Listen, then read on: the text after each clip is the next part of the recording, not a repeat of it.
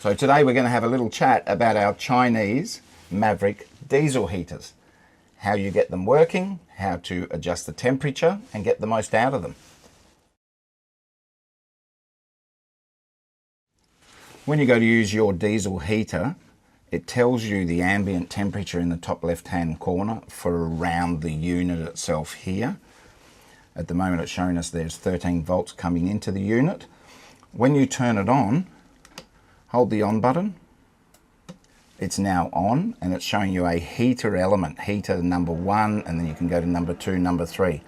An easier way of using that is to hold the setup settings button for a couple of seconds. It will change to a temperature reading. So now I can select the temperature that I would like the van to heat up to. There's about a 1 minute delay before the fuel pump turns on, and that's when it starts to heat. Please remember when you're using one of these, if inside of the van is 2 degrees or 4 degrees, 16, 17, 18 is very hot compared to 4. Don't go and put them on to 22 or 25.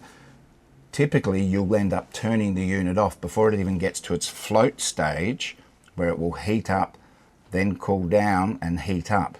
If you set it to a hot temperature, you turn it off too quickly, it hasn't had a chance to clean itself out, and that's when you'll get that blue smoke puffing out every time you turn it on, because you haven't let it float at the right temperature.